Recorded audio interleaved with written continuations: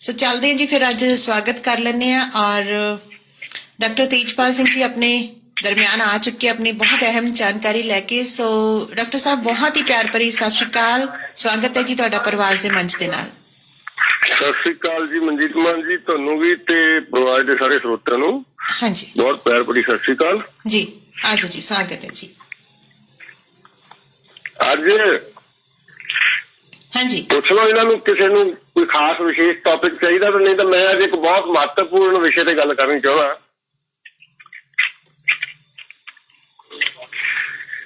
ਤੁਹਾਡੇ ਕੋਲ ਕੋਈ ਇਦਾਂ ਦੀ ਹੈ ਤਾਂ ਨਹੀਂ ਜੀ ਫੀਡਬੈਕ?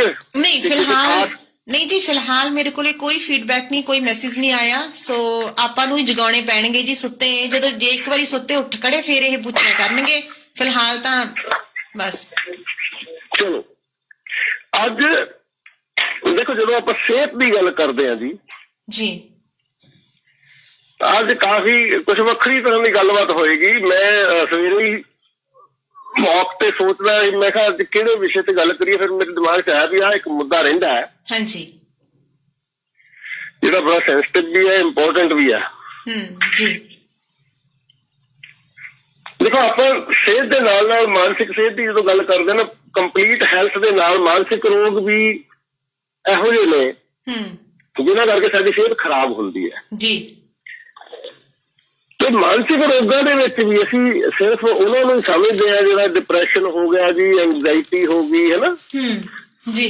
ਸਾਡੀ ਕਿਤਾਬ 'ਚ ਉਹੀ ਰੋਗ ਆਉਂਦੇ ਨੇ ਜਾਂ ਜੋ ਮੈਡੀਕਲ ਸਾਇੰਸ ਦੇ ਵਿੱਚ ਹੈਗੇ ਨੇ ਮੈਂਸ਼ਨ ਵੀ ਜੀ ਇਹ ਬੰਦਾ ਡਿਪਰੈਸ਼ਨ 'ਚ ਹੈ, ਇਹਨੂੰ ਐਂਗਜ਼ਾਇਟੀ ਹੋ ਗਈ ਜਾਂ ਇਹਨੂੰ ਕੋਈ ਹੋਰ ਡਿਸਆਰਡਰ ਹੋ ਗਿਆ ਬ੍ਰੇਨ ਦਾ ਜੀ।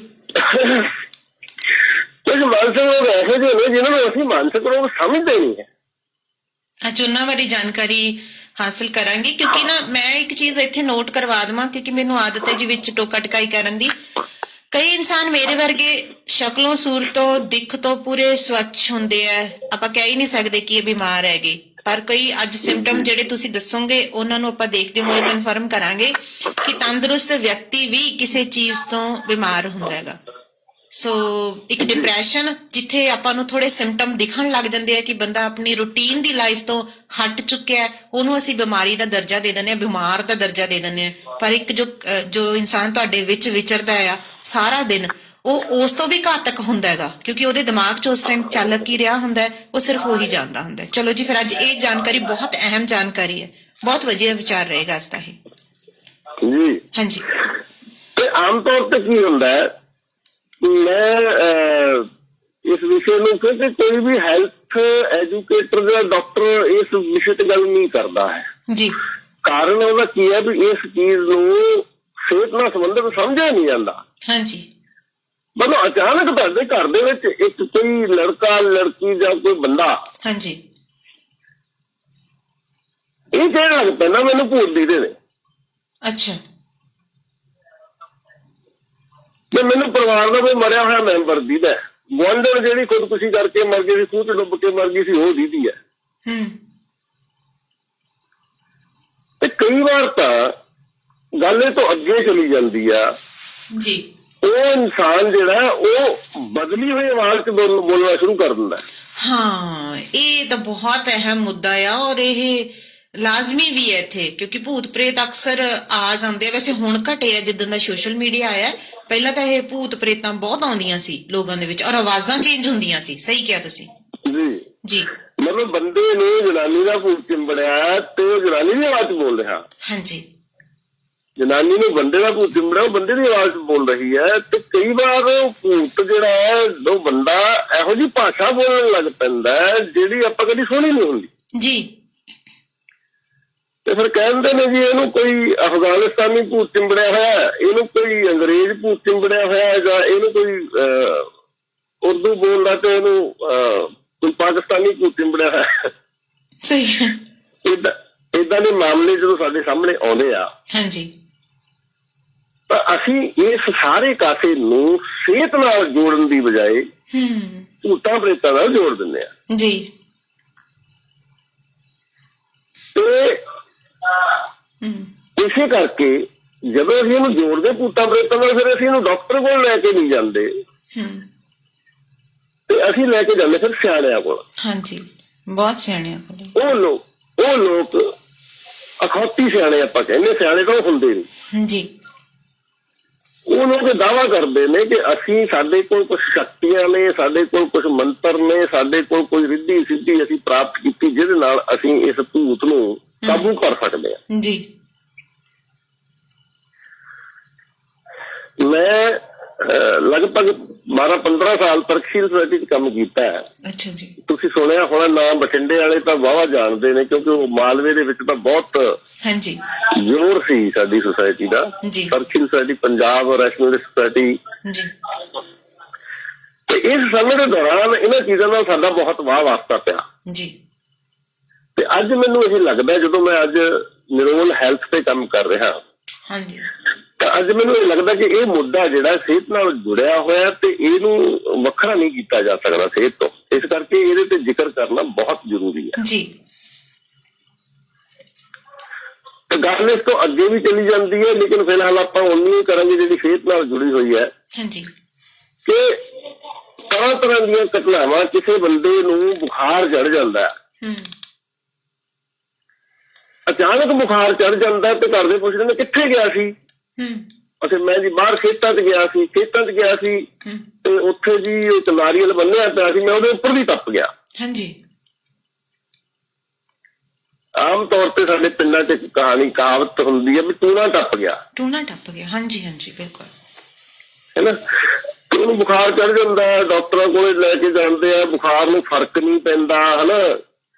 ਹੁਣ ਜੇ ਬੁਖਾਰ ਗੋਲੀ ਖਾ ਕੇ ਵੀ ਨਹੀਂ ਉਤਰਦਾ ਤਾਂ ਇਹਦਾ ਮਤਲਬ ਹੈ ਫਿਰ ਉਹ ਤੋਂ ਬਾਅਦ ਕਹਾਣੀ ਚਲੀ ਜਾਂਦੀ ਵੀ ਅਸੀਂ ਜੀ ਸਾਰੇ ਡਾਕਟਰਾਂ ਨੂੰ ਤਾਂ ਹੁਣ ਦਿਖਾ ਕੇ ਦੇਖ ਲਿਆ, ਹੁਣ ਤਾਂ ਫਿਰ ਆਂਢੀ ਗੁਆਂਢੀ ਕਹਿਣ ਲੱਗ ਪੈਂਦੇ ਵੀ ਕਿਸੇ ਸਿਆਣੇ ਨੂੰ ਦਿਖਾ ਲਓ ਜੀ। ਫਿਰ ਅਸੀਂ ਉਹਨਾਂ ਸਿਆਣਿਆਂ ਕੋਲੇ ਚਲੇ ਜਾਂਦੇ ਹਾਂ। ਸਿਆਣਿਆਂ ਦਾ ਇੱਕ ਤਰੀਕਾ ਅਸਲ 'ਚ ਤਾਂ ਉਹਨਾਂ ਨੂੰ ਇਸ ਸਾਰੇ ਕਾਸੇ ਦੀ ਕੋਈ ਸਮਝ ਨਹੀਂ ਹੁੰਦੀ ਜੀ।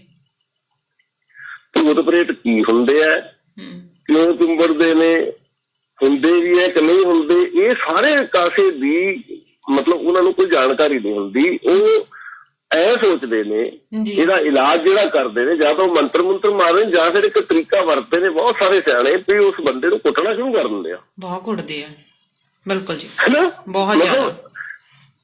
ਅੱਛਾ, ਜਦੋਂ ਬੰਦਾ ਚੀਕਾ ਮਾਰਦਾ ਤਾਂ ਉਹ ਕਹਿੰਦੇ ਨੇ ਵੀ ਇਹ ਉਹ ਭੂਤ ਮਾਰ ਰਿਹਾ ਚੀਕਾ, ਇਹ ਬੰਦਾ ਨਹੀਂ ਮਾਰ ਰਿਹਾ। ਜੀ ਜੀ, ਬਿਲਕੁਲ। ਤੇ ਘਰ ਦੇ ਵੀ ਆਰਾਮ ਨਾਲ ਦੇਖੀ ਜਾਂਦੇ ਨੇ ਉਹਨੂੰ ਕੁੱਟਦੇ ਨੂੰ। ਬਹੁਤ ਸਾਰੀਆਂ ਘਟਨਾਵਾਂ ਤਾਂ ਇਨਸਾਨ ਦੀ ਮੌਤ ਹੋ ਜਾਂਦੀ ਹੈ, ਉਸ ਬੰਦੇ ਦੀ ਕੁੱਟ ਕੇ ਮਾਰ ਵੀ ਦਿੰਦੇ ਨੇ ਜੀ। ਤੇ ਫਿਰ ਕਹਿਣਗੇ ਜੀ ਭੂਤ ਬਹੁਤ ਢੀਠ ਸੀਗਾ, ਨਾਲ ਹੀ ਲੈ ਗਿਆ, ਬਹੁਤ ਸਖਤ ਸੀਗਾ, ਉਹ ਨਾਲ ਹੀ ਲੈ ਗਿਆ। ਬਿਲਕੁਲ ਜੀ। ਤੇ ਭਾਵੇਂ ਕਿ ਅੱਜ ਆਪਾਂ ਨੂੰ ਇਹ ਲੱਗ ਰਿਹਾ ਵੀ ਸੋਸ਼ਲ ਮੀਡੀਆ ਦਾ ਯੁੱਗ ਹੈ, ਇਹੋ ਜਿਹੀਆਂ ਘਟਨਾਵਾਂ, ਵੈਸੇ ਮੈਨੂੰ ਇਹ ਲੱਗ ਰਿਹਾ ਵੀ ਸੱਚ ਵੀ ਹੈ, ਇਹ ਬਹੁਤ ਸਾਰੀਆਂ ਘਟ ਗਈਆਂ ਇਹੋ ਜਿਹੀਆਂ ਘਟਨਾਵਾਂ। ਲੋਕ ਥੋੜੇ ਜਿਹੇ ਅਵੇਅਰ ਹੋ ਰਹੇ ਨੇ, ਸਚੇਤ ਹੋ ਰਹੇ ਨੇ। ਲੇਕਿਨ ਫਿਰ ਵੀ ਜਦੋਂ ਆਪਾਂ ਥੱਲੇ ਜਾ ਕੇ ਪਿੰਡ ਲੈਵਲ ਤੇ ਬਹੁਤ ਥੱਲੇ ਜਾਂਦੇ ਆ ਨਾ, ਜਿੱਥੇ ਲੋਕ ਜ਼ਿਆਦਾ ਪੜ੍ਹੇ ਲਿਖੇ ਨਹੀਂ ਹੈਗੇ, ਜਾਂ ਪੜ੍ਹੇ ਲਿਖੇ ਅਨਪੜ੍ਹ ਦਾ ਕੋਈ ਬਹੁਤਾ ਫਰਕ ਨਹੀਂ ਹੈ, ਇਹ ਵੀ ਅਸੀਂ ਦੇਖਿਆ ਜੀ ਪ੍ਰੈਕਟੀਕਲੀ ਕਿ ਤੁਸੀਂ ਅਗਰ ਕਿਸੇ ਪਖੰਡੀ ਸਾਹਿਬ ਦੇ ਡੇਰੇ ਤੇ ਦੇਖੋਗੇ ਤਾਂ ਤੁਹਾਨੂੰ ਉੱਥੇ ਵੱਡੇ ਵੱਡੇ ਫੀਟਿੰਗ ਵਾਲੇ ਅਫਸਰ ਵੀ ਦਿਖਦੇ ਨੇ, ਵੱਡੇ ਵੱਡੇ ਮੰਤਰੀ ਵੀ ਦਿਖਦੇ, ਉਹਨਾਂ ਦਾ ਹਾਲਾਂਕਿ ਮਕਸਦ ਕੁਛ ਹੋਰ ਹੁੰਦਾ, ਲੇਕਿਨ ਪੜ੍ਹੇ ਲਿਖੇ ਲੋਕ ਵੀ ਖੂਬ ਸੰਖਿਆ 'ਚ ਜਾਂਦੇ ਨੇ ਉੱਥੇ। ਇਸ ਕਰਕੇ ਇਹ ਟੈਗ ਜਿਹੜਾ ਨਾ ਪੜ੍ਹਿਆ ਹੈ ਤੇ ਅਨਪੜ੍ਹ ਹੈ, ਇਹ ਵੀ ਕਿਤਾਬੀ ਪੜ੍ਹਾਈ ਜਿਹੜੀ ਹੈ ਉਹ ਤੁਹਾਨੂੰ ਸਿਆਣੇ ਨਹੀਂ ਕਰਦੀ। ਮਤਲਬ ਸਕੂਲੀ ਪੜ੍ਹਾਈ ਆਪਾਂ ਕਹਿ ਲਈਏ, ਸਿਲੇਬਸ ਦੀ ਪੜ੍ਹਾਈ ਜਿਹੜੀ ਆਪਾਂ ਕਰਦੇ ਆ, ਉਹ ਤੁਹਾਨੂੰ ਜੀਵਨ ਜਾਂਚ ਨਹੀਂ ਸਿਖਾਉਂਦੀ। ਪਰ ਅੱਜ ਆਪਾਂ ਥੋੜੀ ਜਿਹੀ ਇਸ ਗੱਲ ਤੇ ਕਰਾਂਗੇ ਕਿ ਅਗਰ ਏਦਾਂ ਦੀ ਸਮੱਸਿਆ ਸਾਡੇ ਆਲੇ ਦੁਆਲੇ ਕਿਤੇ ਹੈਗੀ ਆ ਤੇ ਉਹਨੂੰ ਹੱਲ ਕਿਵੇਂ ਕੀਤਾ ਜਾਵੇ, ਉਹਦਾ ਅਸਲ ਇਲਾਜ ਕਿਵੇਂ ਕੀਤਾ ਜਾ ਸਕਦਾ ਹੈ, ਜਾਂ ਇਹ ਭੂਤ ਪ੍ਰੇਤ ਹੁੰਦੇ ਕਿਉਂ ਆ, ਕਿਸੇ ਨੂੰ ਦਿਖਾਈ ਕਿਉਂ ਦੇਣੇ ਸ਼ੁਰੂ ਹੋ ਜਾਂਦੇ ਨੇ। ਇੱਕ ਅਹਿਮ ਚੀਜ਼ ਤਾਂ ਇਹ ਆ ਵੀ ਵਾਕਈ ਇਹ ਸੱਚੀਓ ਦਿੰਦੇ ਆ ਕਿ ਕੁਝ ਹੁੰਦਾ ਆ, ਇਹ ਚੀਜ਼ ਤੇ ਅੱਜ ਥੋੜਾ ਜਿਹਾ ਨਾ ਜ਼ਿਆਦਾ ਧਿਆਨ ਦੇਣ ਦੀ ਲੋੜ ਹੈ ਜੀ। ਤੇ ਜਦੋਂ ਆਪਾਂ ਫਿਰ ਇਹਨਾਂ ਦੀ ਹੋਂਦ ਬਾਰੇ ਚਰਚਾ ਕਰਾਂਗੇ ਤਾਂ ਇਹਨਾਂ ਦੇ ਬਾਰੇ ਜੋ ਮਾਨਤਾ ਹੈ, ਜੋ ਲੋਕ ਸਮਝਦੇ ਨੇ ਜਾਂ ਜੋ ਮੰਨਿਆ ਜਾਂਦਾ, ਉਹ ਇਹ ਹੈ ਕਿ ਇਨਸਾਨ ਜਦੋਂ ਮਰਦਾ ਉਹਦੇ ਤੋਂ ਇੱਕ ਆਤਮਾ ਨਿਕਲਦੀ ਹੈ। ਉਹ ਆਤਮਾ ਜਿਹੜੀ ਹੈ ਉਹ ਅੱਗੇ ਜਾ ਕੇ ਕਿਸੇ ਹੋਰ ਸਰੀਰ ਨੂੰ ਧਾਰਨ ਕਰਦੀ ਹੈ ਜੀ, ਇਹ ਮਾਨਤਾ ਹੈ ਜੀ। ਤੇ ਕੁਝ ਆਤਮਾਵਾਂ ਇਹੋ ਜਿਹੀਆਂ ਹੁੰਦੀਆਂ ਨੇ, ਜਿਵੇਂ ਤੁਸੀਂ ਇੱਕ ਉਦਾਹਰਨ ਲੈ ਲਓ ਵੀ ਮੰਨ ਲਓ ਕੋਈ ਸਰਕਾਰੀ ਮੁਲਾਜ਼ਮ ਹੈ, ਕਪੂਰਥਲੇ ਦੀ ਡਿਊਟੀ ਹੈ, ਕਪੂਰਥਲੇ ਤੋਂ ਉਹਨੂੰ ਲੀਵ ਕਰ ਦਿੱਤਾ, ਬਦਲੀ ਹੋ ਗਈ ਤੇ ਬਠਿੰਡੇ ਬਦਲੀ ਹੋਈ ਹੈ, ਬਠਿੰਡੇ ਵਾਲੇ ਉਹਨੂੰ ਡਿਊਟੀ ਤੇ ਲੈ ਨਹੀਂ ਰਹੇ। ਅੱਛਾ, ਉਹ ਕੀ ਕਰੂ ਵਿਚਾਰੇ ਘੁੰਮੀ ਜਾਂਦਾ। ਜੀ, ਇਹੋ ਜਿਹੀ ਹਾਲਤ ਹੋ ਜਾਂਦੀ ਹੈ ਵੀ ਉਹ ਆਤਮਾ ਨਿਕਲ ਤਾਂ ਗਈ ਸਰੀਰ ਚੋਂ, ਜਾਂ ਉਹਨੂੰ ਅਜੇ ਸਰੀਰ ਮਿਲਿਆ ਨਹੀਂ ਕੋਈ। ਅੱਛਾ ਜੀ। ਫਿਰ ਉਹ ਭਟਕਦੀ ਰਹਿੰਦੀ ਹੈ, ਭੂਤ ਪ੍ਰੇਤ ਬਣ ਜਾਂਦੀ ਹੈ। ਜਾਂ ਉਹ ਲੋਕ ਜਿਨ੍ਹਾਂ ਦੀਆਂ ਕੁਝ ਇੱਛਾਵਾਂ ਅਧੂਰੀਆਂ ਰਹਿ ਜਾਂਦੀਆਂ ਨੇ, ਜੀ, ਜਿਵੇਂ ਮੈਂ ਪਹਿਲਾਂ ਗੱਲ ਕੀਤੀ ਹੈ ਵੀ ਇੱਕ ਲੜਕੀ ਹੈ, ਸਹੁਰੇ ਉਹਨੂੰ ਤੰਗ ਕਰਦੇ ਆ, ਉਹਨੇ ਆਤਮ ਹੱਤਿਆ ਕਰ ਲਈ ਹੈ ਨਾ। ਹਾਂਜੀ। ਤੇ ਆਮ ਤੌਰ ਤੇ ਕਿਹਾ ਜਾਂਦਾ ਵੀ ਜਿਸ ਬੰਦੇ ਦੀਆਂ ਇੱਛਾਵਾਂ ਅਧੂਰੀਆਂ ਰਹਿ ਜਾਣ, ਉਹ ਫਿਰ ਉਹਦੀ ਗਤੀ ਨਹੀਂ ਹੁੰਦੀ, ਉਹ ਅੱਗੇ ਉਹ ਸਰੀਰ ਨਹੀਂ ਉਹਨੂੰ ਮਿਲਦਾ, ਉਹ ਭਟਕਦਾ ਰਹਿੰਦਾ ਤੇ ਫਿਰ ਆਪਣੀ ਇੱਛਾ ਪੂਰੀ ਕਰਨ ਦੀ ਕੋਸ਼ਿਸ਼ ਕਰਦਾ ਜੀ, ਭੂਤ ਬਣ ਕੇ। ਜੀ। ਹੁਣ ਜਦੋਂ ਆਪਾਂ ਸਰੀਰ ਵਿਗਿਆਨ ਦੀ ਗੱਲ ਕਰਦੇ ਆ, ਜਦੋਂ ਸਰੀਰ ਦੇ ਬਾਰੇ ਚ ਆਪਾਂ ਜਾਣਦੇ ਆ, ਜੀ, ਤਾਂ ਆਪਾਂ ਨੂੰ ਇਹ ਜਾਣਕਾਰੀ ਮਿਲਦੀ ਹੈ ਵੀ ਸਾਡਾ ਸਰੀਰ ਤਾਂ ਕਰੋੜਾਂ ਸੈੱਲਾਂ ਤੋਂ ਬਣਿਆ ਹੋਇਆ। ਇਹ ਗੱਲ ਉਹੀ ਬੰਦਾ ਕਹਿ ਸਕਦਾ ਕਿ ਸਰੀਰ ਤੋਂ ਇੱਕ ਆਤਮਾ ਨਿਕਲਦੀ ਹੈ, ਜਿਹੜਾ ਬੰਦਾ ਇਹ ਨਹੀਂ ਜਾਣਦਾ ਕਿ ਸਾਡੇ ਸਰੀਰ ਤਾਂ ਕਰੋੜਾਂ ਆਤਮਾਵਾਂ ਨੇ। ਹਾਂਜੀ। ਜਦੋਂ ਅਸੀਂ ਕਹਿੰਦੇ ਕਿ ਕੀੜੀ ਚ ਵੀ ਆਤਮਾ, ਇੱਕ ਬੈਕਟੀਰੀਆ ਜਿਹੜਾ ਉਹ ਵੀ ਜਿੰਦਾ, ਜਿਹੜੀ ਵੀ ਚੀਜ਼ ਜਿੰਦਾ ਉਹਦੇ ਚ ਆਤਮਾ ਹੈ। ਠੀਕ ਹੈ। ਤੇ ਸਾਡਾ ਹਰ ਇੱਕ ਸੈੱਲ ਜਿਹੜਾ ਉਹ ਖਾਂਦਾ ਵੀ ਹੈ, ਉਹ ਪੈਦਾ ਵੀ ਹੁੰਦਾ ਹੈ, ਉਹ ਖਾਂਦਾ ਵੀ ਹੈ, ਉਹ ਮਰਦਾ ਵੀ ਹੈ, ਉਹ ਵੇਸਟੇਜ ਵੀ ਕੱਢਦਾ ਹੈ। ਮਤਲਬ ਇਹ ਸਾਰੀਆਂ ਚੀਜ਼ਾਂ ਇੱਕ ਜੀਵ ਦੇ ਵਿੱਚ ਹੁੰਦੀਆਂ ਨੇ। ਸਾਡਾ ਹਰ ਸੈੱਲ ਇੱਕ ਜਿੰਦਾ ਜੀਵ ਹੈ ਤੇ ਰੋਜ਼ ਸਾਡੇ ਲੱਖਾਂ ਹੀ ਸੈੱਲ ਮਰ ਜਾਂਦੇ ਨੇ। ਹਾਂਜੀ। ਤੇ ਲੱਖਾਂ ਹੀ ਨਵੇਂ ਮਰ ਜਾਂਦੇ ਨੇ। ਬਿਲਕੁਲ ਜੀ। ਤਾਂ ਫਿਰ ਇਹ ਕਹਿਣਾ ਜਿਹੜਾ ਇਹ ਗਲਤ ਹੈ ਕਿ ਜਦੋਂ ਇਨਸਾਨ ਮਰਦਾ ਉਦੋਂ ਉਹਦੇ ਚ ਕੋਈ ਇੱਕ ਆਤਮਾ ਨਿਕਲਦੀ ਹੈ। ਤਾਂ ਕਰੋੜਾਂ ਆਤਮਾਵਾਂ ਆਉਂਦੀਆਂ ਹੋਣਗੀਆਂ ਫਿਰ।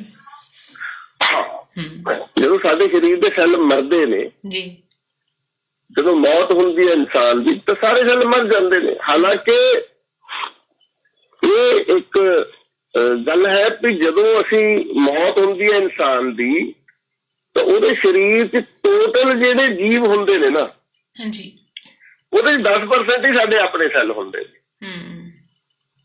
ਬਾਕੀ 90% ਬੈਕਟੀਰੀਆ ਨੇ ਜਿਹੜੇ ਸਾਡੇ ਸਰੀਰ ਚ ਰਹਿੰਦੇ, ਉਹਨਾਂ ਦੀ ਸੰਖਿਆ ਹੁੰਦੀ ਜਿਹੜੇ ਬਸ ਮੌਤ ਤੋਂ ਬਾਅਦ ਫਿਰ ਹਵਾ ਚ ਰਲ ਜਾਂਦੇ ਨੇ, ਇੱਧਰ ਉੱਧਰ ਚਲੇ ਜਾਂਦੇ ਨੇ, ਜਾਂ ਮਤਲਬ ਸਰੀਰ ਨੂੰ ਛੱਡ ਜਾਂਦੇ ਨੇ ਜੀ। ਤਾਂ ਇਹ ਕਨਸੈਪਟ ਜਿਹੜਾ ਹੈ, ਜਦੋਂ ਆਪਾਂ ਇਹਨੂੰ ਸਮਝਦੇ ਹਾਂ ਕਿ ਸਰੀਰ ਦੇ ਵਿੱਚੋਂ ਇੱਕ ਆਤਮਾ ਨਿਕਲਦੀ ਹੈ, ਉਸ ਤੋਂ ਬਾਅਦ ਉਹ ਭੂਤ ਬਣਦੀ ਹੈ, ਜਦੋਂ ਇਹ ਚੀਜ਼ ਰੱਦ ਹੋ ਜਾਂਦੀ ਹੈ, ਜਾਂ ਆਪਾਂ ਇਸ ਗੱਲ ਨੂੰ ਸਮਝ ਲੈਂਦੇ ਹਾਂ ਬਈ ਜਦੋਂ ਇਨਸਾਨ ਮਰਦਾ ਉਦੋਂ ਇੱਕ ਮੌਤ ਨਹੀਂ ਹੁੰਦੀ, ਅਸਲ ਉਹ ਲੱਖਾਂ ਹੀ ਮੌਤਾਂ ਹੁੰਦੀਆਂ ਨੇ ਜੀ। ਸਾਡਾ ਹਰ ਸੈੱਲ ਇੱਕ ਜੀਵ ਹੈ ਤੇ ਹਰ ਜੀਵ ਜੇ ਆਤਮਾ ਹੁੰਦੀ ਹੈ ਤਾਂ ਫਿਰ ਹਰ ਜੀਵ ਚ ਹੁੰਦੀ ਹੈ। ਤਾਂ ਸਾਡੇ ਹਰ ਸੈੱਲ ਚ ਆਤਮਾ ਹੈ। ਤਾਂ ਦੂਜਾ ਨਾ ਇਸ ਗੱਲ ਨੂੰ ਕੁਛ ਲੋਕ ਜਿਹੜੇ ਇਹਦੇ ਵਿੱਚ ਭਰੋਸਾ ਕਰਦੇ, ਕੁਛ ਪੜ੍ਹੇ ਲਿਖੇ ਲੋਕ ਵੀ ਤੁਹਾਨੂੰ ਇੱਕ ਉਦਾਹਰਨ ਦੇਣਗੇ ਜੀ। ਉਹ ਜੀ ਇੱਕ ਵਾਰ ਤਜਰਬਾ ਕੀਤਾ ਗਿਆ ਜੀ, ਉਹ ਅਮਰੀਕਾ ਵਾਲਿਆਂ ਨੇ ਕੀਤਾ ਸੀ। ਇੱਕ ਬੰਦਾ ਜਿਹੜਾ ਮਰਨ ਵਾਲਾ ਸੀ, ਉਹਨੂੰ ਸ਼ੀਸ਼ੇ ਦੇ ਕੈਬਨ ਚ ਬੰਦ ਕਰਤਾ, ਉਹਨੂੰ ਜੀ ਏਅਰ ਟਾਈਟ ਕਰਤਾ। ਉਹਨੇ ਜਦੋਂ ਬੰਦਾ ਮਰਿਆ ਉਹ ਸ਼ੀਸ਼ਾ ਤਿੜਕ ਗਿਆ ਜੀ, ਆਤਮਾ ਨਿਕਲ ਗਈ। ਇਹ ਗੱਲ ਸੁਣਾਈ ਜਾਂਦੀ ਹੈ ਆਮ ਤੌਰ ਤੇ ਉਹਨਾਂ ਲੋਕਾਂ ਵੱਲੋਂ ਜੀ। ਤੇ ਅਸੀਂ ਹਮੇਸ਼ਾ ਹੀ ਕਿਹਾ ਉਹਨਾਂ ਲੋਕਾਂ ਨੂੰ ਵੀ ਤੁਸੀਂ ਅਮਰੀਕਾ ਨੇ ਇੱਕ ਤਜਰਬਾ ਕੀਤਾ, ਕਿੱਦਾਂ ਕੁ ਤਜਰਬਾ ਇਹ, ਤੁਸੀਂ ਇੱਥੇ ਘਰ ਕਰ ਲਓ। ਹਾਂਜੀ, ਹੈ ਨਾ, ਤੁਸੀਂ ਬੰਦਾ ਕਰ ਨਹੀਂ ਮਾਰਨਾ, ਤੁਸੀਂ 5-4 ਕੀੜੀਆਂ ਇੱਕ ਸ਼ੀਸ਼ੀ ਚ ਪਾ ਕੇ ਉਹਨੂੰ ਏਅਰ ਟਾਈਟ ਕਰ ਦਿਓ। ਹਾਂਜੀ, ਤੇ ਜਦੋਂ ਉਹਨੇ ਖੁਰਾਕ ਨਹੀਂ ਮਿਲਣੀ, ਆਕਸੀਜਨ ਨਹੀਂ ਮਿਲਣੀ, ਮਰ ਜਾਣਾ। ਬਿਲਕੁਲ। ਤਾਂ ਫਿਰ ਦੇਖ ਲਓ ਸ਼ੀਸ਼ੀ ਟੁੱਟਦੀ ਹੈ ਕਿ ਨਹੀਂ। ਐਕਸਪੈਰੀਮੈਂਟ ਹੀ ਕਰਨਾ ਹੈ ਤੁਸੀਂ, ਐਕਸਪੈਰੀਮੈਂਟ ਹੀ ਕਰਨਾ। ਜੇ 7-8-10 ਕੀੜੀਆਂ ਦੀਆਂ ਆਤਮਾਵਾਂ ਰਲ ਕੇ ਸ਼ੀਸ਼ੀ ਨੂੰ ਤੋੜ ਸਕਦੀ, ਫਿਰ ਬੰਦੇ ਦੀ ਆਤਮਾ ਕਿਵੇਂ ਸ਼ੀਸ਼ਾ ਤੋੜ ਦੂਗੀ। ਬਿਲਕੁਲ। ਤਾਂ ਇਸ ਕਰਕੇ ਲੌਜੀਕਲੀ ਇਹ ਗੱਲ ਰੱਦ ਹੋ ਜਾਂਦੀ ਹੈ ਕਿ ਇਨਸਾਨ ਦੇ ਵਿੱਚੋਂ ਜਦੋਂ ਮਰਦਾ ਇੱਕ ਆਤਮਾ ਨਿਕਲਦੀ ਹੈ। ਕੁਝ ਲੋਕ ਐਂ ਕਹਿੰਦੇ ਨੇ, ਦੇਖੋ ਇੱਥੇ ਨਾ ਮੈਂ ਬਹੁਤ ਕਲੀਅਰ ਕਰੂੰਗਾ ਵੀ ਮੈਂ ਸਿਰਫ ਵਿਗਿਆਨ ਦੀ ਗੱਲ ਕਰ ਰਿਹਾ। ਜਿਹੜੀਆਂ ਧਾਰਮਿਕ ਮਾਨਤਾਵਾਂ ਨੇ ਉਹ ਅਲੱਗ ਨੇ। ਹਾਂ ਬਿਲਕੁਲ ਜੀ। ਕੋਈ ਕੁਛ ਮੰਨਦਾ ਹੋ ਸਕਦਾ, ਕੋਈ ਕੁਛ ਮੰਨਦਾ ਹੋ ਸਕਦਾ, ਉਹ ਅਲੱਗ ਨੇ ਜੀ। ਮੇਰਾ ਕੋਈ ਇਹ ਨਹੀਂ ਕਿਸੇ ਦੀਆਂ ਧਾਰਮਿਕ ਭਾਵਨਾਵਾਂ ਨੂੰ ਠੇਸ ਪਹੁੰਚਾਉਣਾ ਮੇਰਾ ਮਕਸਦ ਨਹੀਂ ਹੈ। ਮੈਂ ਸਾਇੰਟੀਫਿਕਲੀ ਕੀ ਹੈ ਉਹਦੇ ਤੇ ਗੱਲ ਕਰ ਰਿਹਾ। ਬਿਲਕੁਲ ਜੀ। ਅਸੀਂ ਤੁਹਾਡੇ ਤੋਂ ਵੀ ਬਿਨਾਂ ਅਸੀਂ ਇੱਥੇ ਅਨਾਉਂਸਮੈਂਟ ਹਮੇਸ਼ਾ ਹੀ ਇਹੀ ਕਰੀਦੀ ਹੈ ਕਿ ਇੱਥੇ ਕੋਈ ਅਸੀਂ ਧਾਰਮਿਕ ਮਸਲੇ ਜਾਂ ਰਾਜਨੀਤਿਕ ਮਸਲੇ ਨਹੀਂ ਲੈ ਕੇ ਬਹਿੰਦੇ। ਅਸੀਂ ਸਿਰਫ ਔਰ ਸਿਰਫ ਇੱਕ ਨੌਲੇਜਫੁਲ ਜਾਂ ਗਿਆਨ ਭਰਪੂਰ ਪ੍ਰੋਗਰਾਮ ਲੈ ਕੇ ਆਉਂਦੇ ਹਾਂ, ਕੁਝ ਹਾਸੀ ਠੱਠਾ ਲੈ ਕੇ ਆਉਂਦੇ ਹਾਂ ਤਾਂ ਕਿ ਤੁਸੀਂ ਜਾਗਰੂਕ ਹੋ ਸਕੋ ਔਰ ਤੁਹਾਨੂੰ ਜਾਣਕਾਰੀ ਮਿਲ ਸਕੇ। ਜਾਣਕਾਰੀ ਦੇਣਾ ਇੱਕ ਮੰਚ ਦਾ ਰੂਲ ਹੁੰਦਾ ਜੀ, ਨਿਯਮ ਹੁੰਦਾ ਹੈ। ਅਸੈਪਟ ਕਰਨਾ, ਉਸ ਤੇ ਪ੍ਰਵਾਨਗੀ ਦੀ ਹਰੀ ਝੰਡੀ ਚੜਾਉਣਾ ਉਹ ਤੁਹਾਡੀ ਜ਼ਿੰਮੇਵਾਰੀ ਹੁੰਦੀ ਹੈ। ਅਸੀਂ ਤਾਂ ਸਿਰਫ ਔਰ ਸਿਰਫ ਆਪਣੀ ਜਾਣਕਾਰੀ ਤੁਹਾਡੇ ਨਾਲ ਸ਼ੇਅਰ ਕਰ ਸਕਦੇ ਹਾਂ ਜੀ। ਜੀ ਸਾਡਾ ਮਕਸਦ ਹੈ ਕਿ ਮਨੁੱਖਤਾ ਦਾ ਭਲਾ ਹੋਵੇ। ਹਾਂਜੀ। ਕਿ ਸਾਡੀ ਕੋਈ ਗੱਲ ਜਿਹੜੀ ਹੈ ਉਹਦੇ ਨਾਲ ਜੇ ਕਿਸੇ ਇਨਸਾਨ ਦਾ ਭਲਾ ਹੋ ਸਕਦਾ ਹੈ, ਉਹਦਾ ਚੰਗਾ ਹੋ ਸਕਦਾ ਹੈ, ਉਹੀ ਸਾਡੀ ਕੋਸ਼ਿਸ਼ ਹੁੰਦੀ ਹੈ। ਬਿਲਕੁਲ ਜੀ। ਤਾਂ ਅਗਰ ਕਿਉਂਕਿ ਸਾਨੂੰ ਇਹ ਦੂਰੋਂ ਲੱਗ ਸਕਦਾ ਕਿ ਮਾਮੂਲੀ ਜੀ ਗੱਲ ਹੁੰਦੀ ਹੈ, ਲੇਕਿਨ ਜਿਹੜਾ ਬੰਦਾ ਫਸਿਆ ਹੁੰਦਾ ਇਹਦੇ ਚ, ਜਿਹਦੇ ਘਰ ਚ ਭੂਤ ਵੜਿਆ ਹੁੰਦਾ, ਉਹੀ ਜਾਣਦਾ ਕੀ ਬਣਦਾ ਉਹਨਾਂ ਕੀ ਬਣਦਾ ਜੀ। ਸਹੀ ਗੱਲ ਕੀ।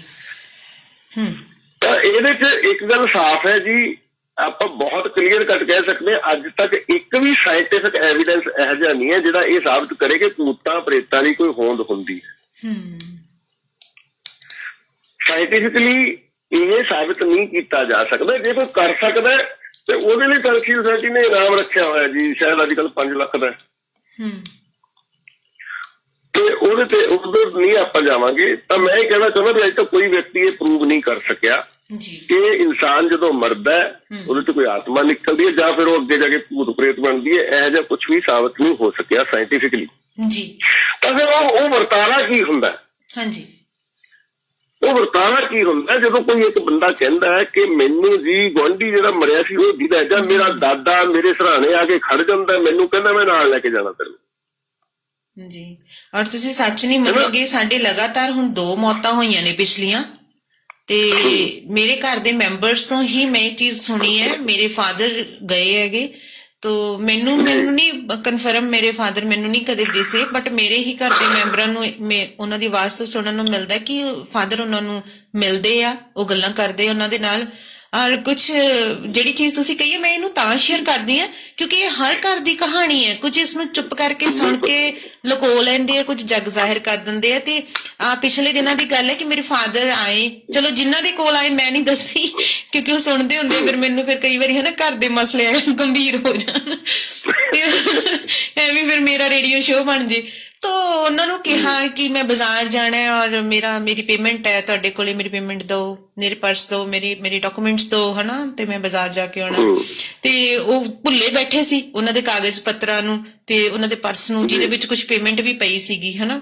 ਤੇ ਉਹ ਜਦੋਂ ਫਿਰ ਚੇਤਾ ਆਇਆ ਵੀ ਹਾਂ ਪਾਪਾ ਜੀ ਜਾਂਦੇ ਹੋਏ ਕਿਹਨੂੰ ਫੜਾ ਕੇ ਗਏ ਆ ਸਮਾਨ, ਤੇ ਫਿਰ ਉਹਨਾਂ ਨੂੰ ਪੁੱਛਿਆ ਤੇ ਸਾਰੇ ਕਾਗਜ਼ ਪੱਤਰ ਇਕੱਠੇ ਹੋਏ ਹਨਾ, ਕੁਝ ਪ੍ਰਾਪਰਟੀਜ਼ ਦੇ ਵੀ ਸੀਗੇ, ਚਲੋ ਕੁਝ ਹਨਾ, ਚਲੋ ਉਹਨਾਂ ਦੇ ਦਿਮਾਗ ਦੀ ਹੈ ਮੈਨੂੰ ਨਹੀਂ ਪਤਾ, ਬਟ ਜਿਹੜਾ ਪਰਸ ਸੀ, ਮੇਨ ਗੱਲ ਪਰਸ ਤੇ ਸੀਗੀ ਕਿ ਮੈਂ ਬਾਜ਼ਾਰ ਜਾਣਾ ਤੇ ਕੁਝ ਲੈ ਕੇ ਆਉਣਾ, ਮੈਨੂੰ ਮੇਰਾ ਪਰਸ ਦਿਓ। ਤੇ ਕਹਿੰਦੇ ਜਦੋਂ ਪਰਸ ਖੋਲਿਆ ਨਾ ਤੇ ਪਰਸ ਦੇ ਵਿੱਚ ਕੁਝ ਪੈਸੇ ਪਏ ਸੀਗੇ।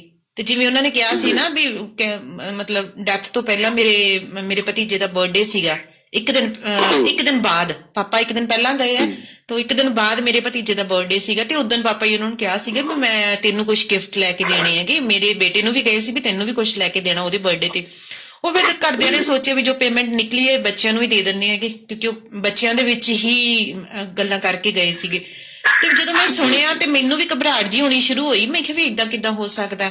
ਉਹ ਕਹਿੰਦੇ ਅਸੀਂ ਸੱਚੀ ਭੁੱਲ ਬੈਠੇ ਸੀਗੇ ਕਿ ਪਾਪਾ ਜੀ ਦੇ ਪਰਸ ਕਿੱਥੇ ਰੱਖਿਆ ਹੈਗਾ, ਪਰ ਜਦੋਂ ਕਹਿੰਦੇ ਸਾਨੂੰ ਆ ਕੇ ਕਿਹਾ ਵੀ ਮੇਰਾ ਪਰਸ ਦਿਓ, ਮੈਂ ਜਵਾਕਾਂ ਵਾਸਤੇ ਚੀਜ਼ਾਂ ਲੈ ਕੇ ਆਉਣੀ, ਕਹਿੰਦੇ ਫਿਰ ਸਾਨੂੰ ਪਤਾ ਲੱਗਿਆ ਵੀ ਪਰਸ ਤਾਂ ਉੱਥੇ ਪਿਆ ਤੇ ਪੈਸੇ ਕੱਢੇ। ਇਹ ਵੈਸੇ ਹਰ ਘਰ 'ਚ ਹੁੰਦਾ ਹੈ, ਜਦੋਂ ਇੱਕ ਮੌਤ ਹੁੰਦੀ ਹੈ, ਮੌਤ ਤੋਂ ਬਾਅਦ ਵੀ ਇੱਕ ਜਿਹੜੀ ਕਣਕ ਵਿਛਾਈ ਜਾਂਦੀ ਹੈ, ਪਤਾ ਨਹੀਂ ਕੁਝ ਵਿਛਾਇਆ ਜਾਂਦਾ ਆ, ਚੌਲ ਵਿਛਾ ਕੇ ਜਾਂ ਇੱਕ ਮਿੱਟੀ ਵਿਛਾ ਕੇ ਉੱਤੇ ਬੱਠਲ ਮੁੱਦਾ ਮਾਰਿਆ ਜਾਂਦਾ ਹੈ ਕਿ ਬਾਅਦ ਦੇ ਵਿੱਚ ਦੇਖਾਂਗੇ ਜੀ ਪੈੜ ਕਿਸ ਚੀਜ਼ ਦੀ ਹੈ, ਵੀ ਫਿਰ ਇਨਸਾਨ ਉਸੇ ਜਾਮੇ 'ਚ ਗਿਆ। ਇਹ ਧਾਰਨਾਵਾਂ ਸਾਡੀਆਂ ਸਾਰਿਆਂ ਦੀਆਂ ਨੇ, ਇਸ ਕਰਕੇ ਸਰੋਤੇ ਇਸ ਨੂੰ ਕੋਈ ਧਾਰਮਿਕ ਮਸਲੇ 'ਚ ਜਾਂ ਕੋਈ ਆਪਣੇ ਸੰਦਰਭ 'ਚ ਨਾ ਲੈ ਕੇ ਜਾਏ। ਅਸੀਂ ਸਿਰਫ ਇੱਕ ਨੌਲੇਜ ਇਕੱਠੀ ਕਰ ਰਹੇ ਹਾਂ, ਇੱਕ ਵਿਗਿਆਨਿਕ ਤੌਰ ਤੇ ਅਸੀਂ ਕੁਝ ਚੀਜ਼ਾਂ ਨੂੰ ਸਮਝ ਰਹੇ ਹਾਂਗੇ। ਸੋ ਮੈਂ ਇਸ ਲਈ ਆਪਣੇ ਘਰ ਦਾ ਮਸਲਾ ਤੁਹਾਡੇ ਨਾਲ ਸ਼ੇਅਰ ਕੀਤਾ ਤਾਂ ਕਿ ਕੱਲ ਨੂੰ ਤੁਸੀਂ ਨਾ ਕਹੋ ਜੀ ਕਿਸੇ ਤੇ ਲਾ ਕੇ ਗੱਲ ਕਹੀ ਹੈ। ਇਹ ਹਰ ਘਰ ਦੀ ਕਹਾਣੀ ਹੈ, ਹਰ ਘਰ ਦਾ ਮਸਲਾ ਹੈ। ਹਾਂਜੀ, ਤਾਂ ਇਹੀ ਡਰ ਹੈ ਜਿਹੜਾ ਸਾਡਾ, ਹਾਂਜੀ ਉਹੀ ਸਾਨੂੰ ਉਹ ਕਰਮਕਾਂਡ ਕਰਨ ਲਈ ਮਜਬੂਰ ਕਰਦਾ ਜਿਹੜੇ ਅਸੀਂ ਮੌਤ ਤੋਂ ਬਾਅਦ ਕਰਦੇ ਆ ਬਿਲਕੁਲ ਜੀ। ਉਹੀ ਡਰ ਸਾਡਾ ਜਿਹੜਾ ਆਹ ਸਵਾਹ ਰੱਖ ਕੇ ਮਤਲਬ ਕਹਿੰਦੇ ਜੀ ਉੱਤੇ ਪੰਜਾ ਲੱਗਿਆ ਹੁੰਦਾ। ਸਾਡਾ ਇਹ ਬਹੁਤ ਸਟਰੋਂਗ ਦਾਵਾ ਹੈ ਕਿ ਤੁਸੀਂ ਸਵਾਹ ਵਿਛਾ ਦਿਓ ਕਿਸੇ ਵੀ ਮਤਲਬ ਮਰੇ ਹੋਏ ਵਿਅਕਤੀ ਦੇ ਸਿਰਹਾਣੇ, ਤਾਂ ਉਹਦੇ ਤੇ ਬੱਠਲ ਮੁੱਦਾ ਮਾਰ ਦਿਓ, ਪਹਿਰਾ ਦੇਵਾਂਗੇ ਅਸੀਂ। ਸਵਾਲ ਹੀ ਨਹੀਂ ਪੈਦਾ ਹੁੰਦਾ ਕੋਈ ਪੰਜਾ ਲੱਗ ਜੀ, ਕਿਉਂਕਿ ਇਹ ਸਾਇੰਟੀਫਿਕਲੀ ਹੈ ਹੀ ਨਹੀਂ ਏਦਾਂ। ਜਿਹੜੀਆਂ ਚੀਜ਼ਾਂ ਮਤਲਬ ਪੰਜਾ ਲਾਉਣ ਲਈ ਕੋਈ ਇਨਸਾਨ ਚਾਹੀਦਾ ਜਾਂ ਕੋਈ ਜਾਨਵਰ ਆਏਗਾ ਉਹੀ ਪੰਜਾ ਲਾਏਗਾ ਨਾ, ਬਿਨਾਂ ਉਹਦੇ ਤੋਂ ਪੰਜਾ ਕਿਵੇਂ ਲੱਗ ਜਾਏਗਾ ਜੀ। ਤਾਂ ਇਸ ਕਰਕੇ ਮਤਲਬ ਆਮ ਤੌਰ ਤੇ ਲੋਕ ਪਤਾ ਕੀ ਕਰਦੇ ਸੀ, ਘਰ ਦੇ ਪਰਿਵਾਰ ਮੈਂਬਰ, ਮੈਂ ਮਤਲਬ ਇਸ ਗੱਲ ਬਾਰੇ ਥੋੜੀ ਜਿਹੀ ਘੋਖ ਕੀਤੀ ਹੈ।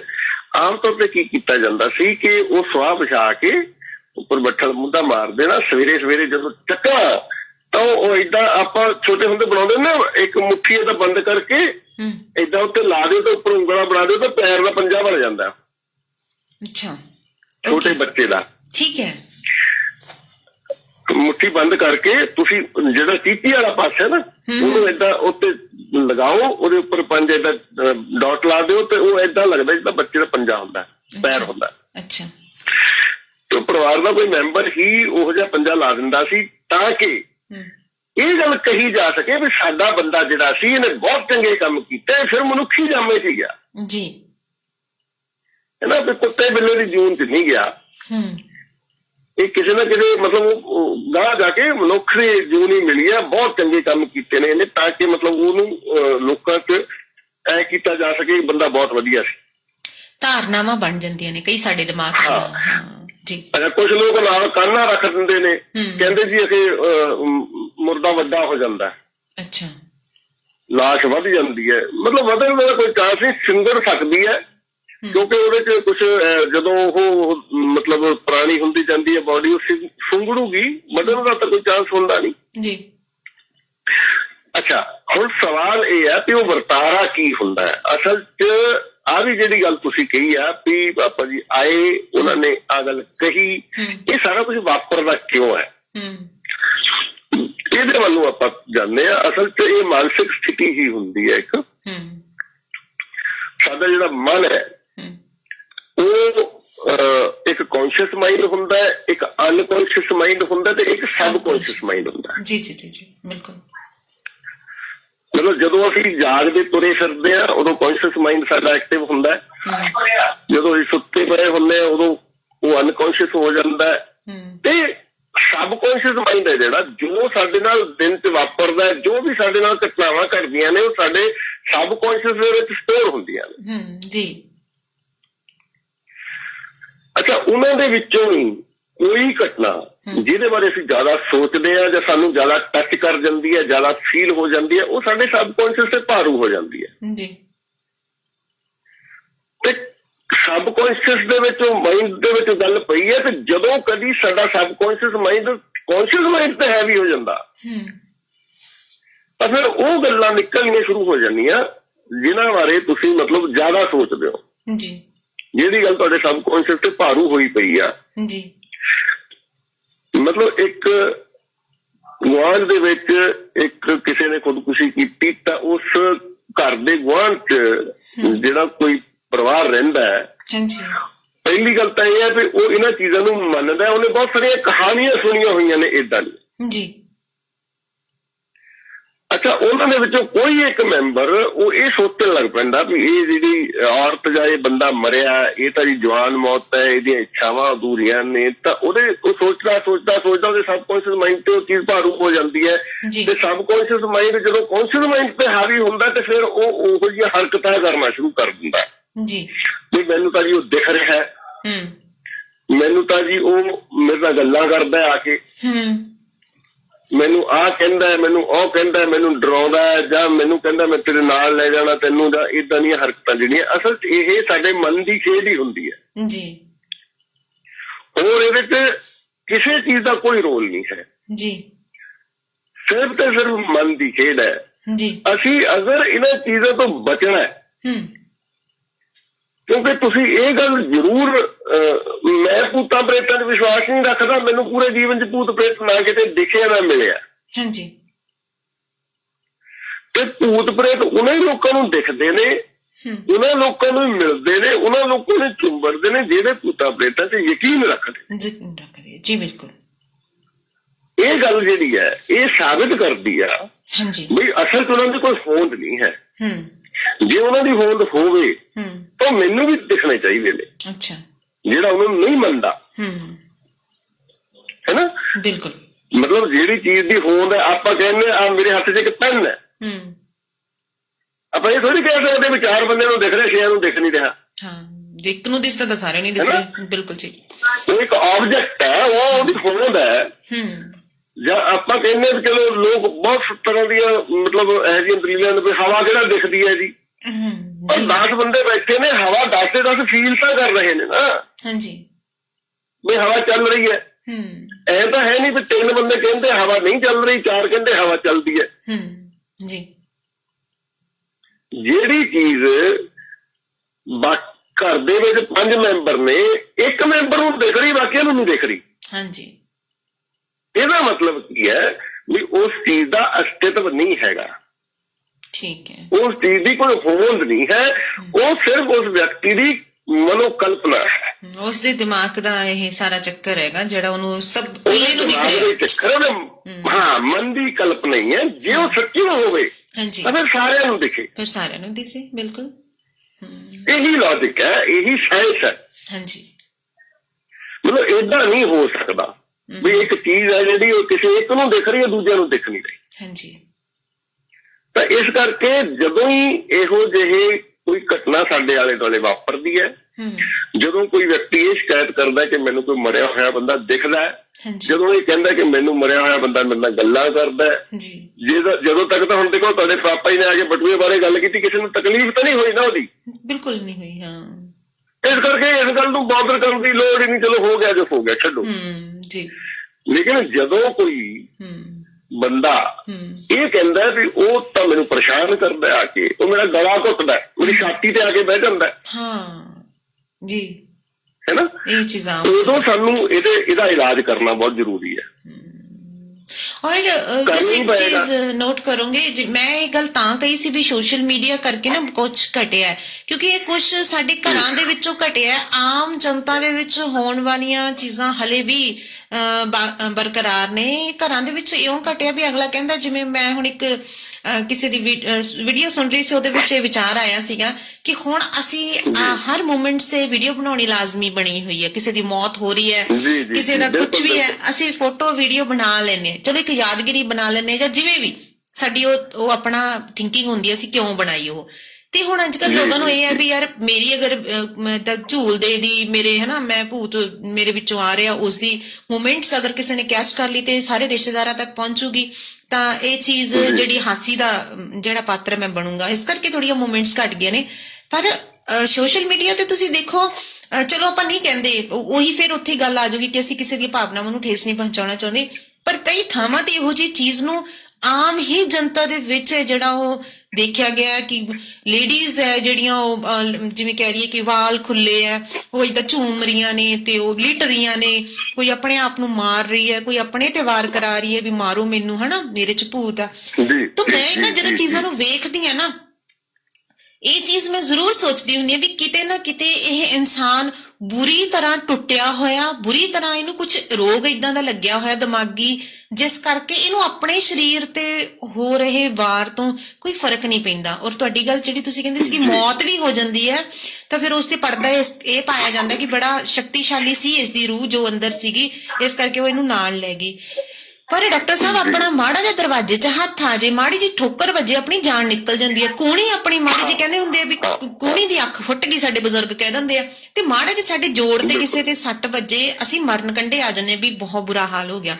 ਪਰ ਉਹ ਵਾਰ ਜੋ ਥਾਂ ਤੇ ਝੱਲੇ ਜਾਂਦੇ ਆ, ਵਾਲਾਂ ਨੂੰ ਪੱਟਿਆ ਜਾਂਦਾ, ਘੜੀਸਿਆ ਜਾਂਦਾ, ਮਾਰਿਆ ਜਾਂਦਾ, ਇਹੋ ਜਿਹੇ ਮੂਮੈਂਟਸ ਦੇਖ ਕੇ ਇੱਕ ਵਾਰੀ ਦਿਲ ਕੰਬ ਜਾਂਦਾ ਵੀ ਯਾਰ ਇਹ ਇਨਸਾਨ ਤੇ ਕੀ ਬੀਤਦੀ ਹੋਊਗੀ। ਇਟ ਮੀਨਸ ਇਹ ਦਿਮਾਗੀ ਤੌਰ ਤੇ ਇੰਨਾ ਅਪਾਹਿਜ ਹੋ ਚੁੱਕਿਆ ਕਿ ਇਹਨੂੰ ਆਪਣੇ ਤੇ ਹੁੰਦੇ ਵਾਰ ਦਾ ਕੋਈ ਦਰਦ ਨਹੀਂ ਲੱਗ ਰਿਹਾ। ਜੀ ਜੀ। ਮਤਲਬ ਇਸ ਫਿਨੋਮਨੇ ਨੂੰ ਸਮਝਣ ਲਈ ਜਿਹੜੀ ਗੱਲ ਆਪਾਂ ਸਰੋਤਿਆਂ ਦਾ ਵੀ ਕੋਈ ਸਵਾਲ ਨਹੀਂ ਆ ਰਿਹਾ ਨਾ। ਸਰੋਤੇ ਅੱਜ ਚੁੱਪ ਕਰਕੇ ਬੈਠ ਰਹੇ ਆ ਕਿਉਂਕਿ ਇਹਨਾਂ ਨੂੰ ਪਤਾ ਹੈ ਵੀ ਇਹ ਚੀਜ਼ਾਂ ਆਮ ਨੇ, ਇਹ ਦੇਖੀਆਂ ਨੇ। ਔਰ ਮੈਂ ਚਲੋ ਆਪਣੇ ਹੀ ਪਰਿਵਾਰਾਂ ਚੋਂ ਗੱਲਾਂ ਚੱਕਦੀ ਹਾਂ ਕਿਉਂਕਿ ਮੈਂ ਵੀ ਇਸੇ ਦੁਨੀਆ ਦਾ ਪ੍ਰਾਣੀ ਹੈ ਜੀ, ਮੈਂ ਵੀ ਇਸੇ ਦੁਨੀਆ ਦੇ ਵਿੱਚੋਂ ਲੰਘੀ ਹਾਂ। ਇੱਕ ਸਾਡੇ ਸੀਗਾ ਪਰਸਨ, ਠੀਕ ਹੈ, ਉਸਨੇ ਇਹ ਜਿਹੜਾ ਬਹੁਤ ਢੋਂਗ ਕੀਤਾ ਉਸ ਸਮੇਂ ਦੇ ਵਿੱਚ, ਜਦੋਂ ਉਸਨੂੰ ਇਸ ਚੀਜ਼ ਦੇ ਲਈ ਹੀ ਲੋਕ ਕਹਿੰਦੇ ਸੀ ਕਿ ਚੱਲ ਸ਼ੁਕਰ ਹੈ ਹੁਣ ਤੇਰੇ ਵਿੱਚ ਕਿੰਨੇ ਦਿਨ ਹੋ ਗਏ ਬਾਬਾ ਨਹੀਂ ਆਇਆ। ਹੁਣ ਕਿਹੜਾ ਬਾਬਾ ਸੀ ਮੈਨੂੰ ਨਹੀਂ ਪਤਾ, ਪਰ ਬਾਬਾ ਨਹੀਂ ਆਇਆ।